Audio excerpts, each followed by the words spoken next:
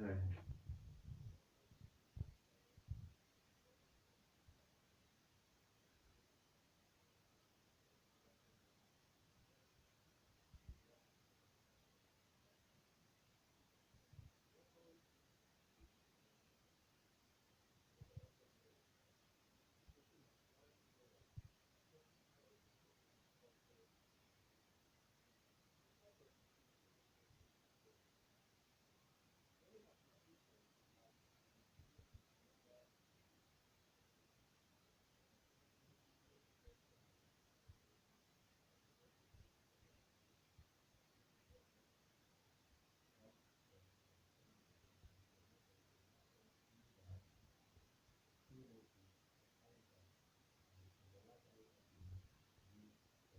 -1, and that gives way to the solution of a lot of problems.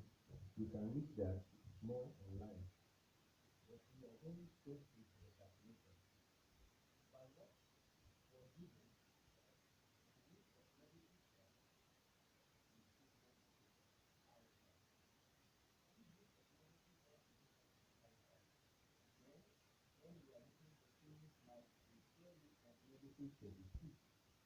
it will now be equal to the root of 36 multiplied by the root of -1, which will now be equal to 12 or -6.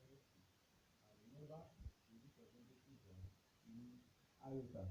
Then this will give us what? Plus or minus 6i. I would love us to still continue giving some practical example about this. What are the powers of iota? Powers of iota. So when I have iota, I want us to believe that iota is still iota. And remember that iota is equal to root of -1.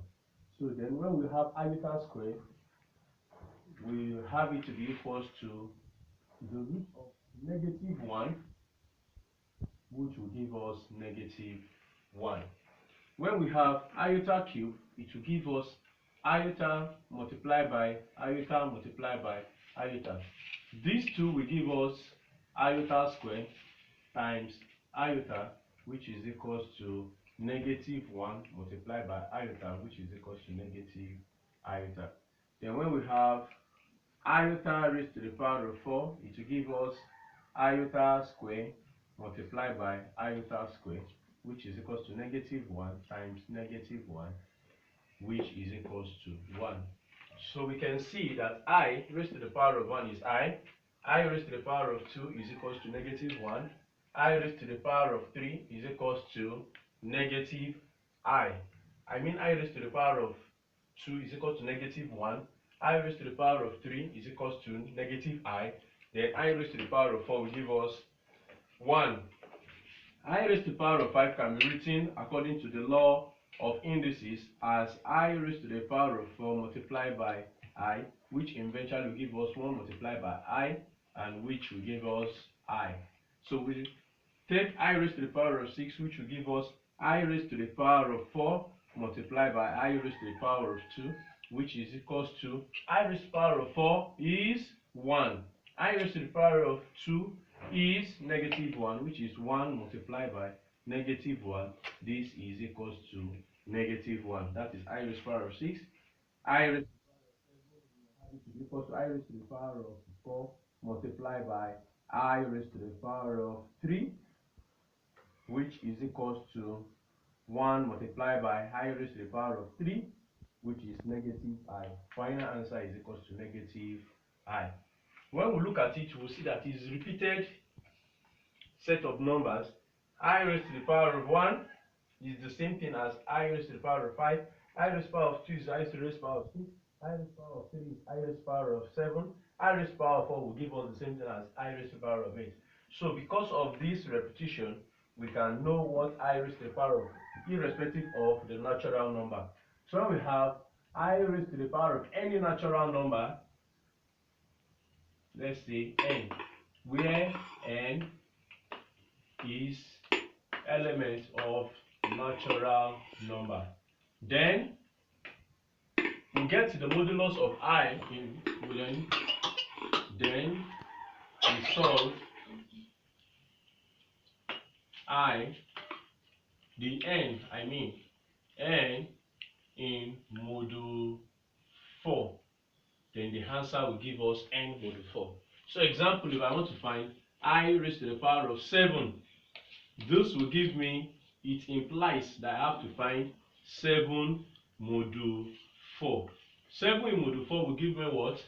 3. It will be equivalent to 3 in modulo 4. So you can check your SS1 book to recollect to how to solve modulus or module arithmetic. Then those 3 replaces the I, then we have I raised to the power of 7 is equivalent to I raised to the power of 3, which is equals to negative I. Last example, this is our example 2, when we have I raised to the power of 2021. Then we have it to be equals to, then that implies that we have to solve 2021 in modulo 4. In modulo 4. 2021 is equivalent to 1 modulo 4. Then it means I raised to the power of 2021 is equals to I raised to the power of 1, which is equals to I. So thank you for watching my YouTube channel.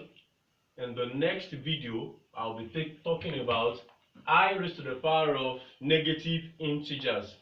I raised to the power of negative integer in the next video. So thank you for watching. Remember to click on the subscription button, subscribe, press the notification button so that you can see a new video when it is being uploaded. Thank you very much.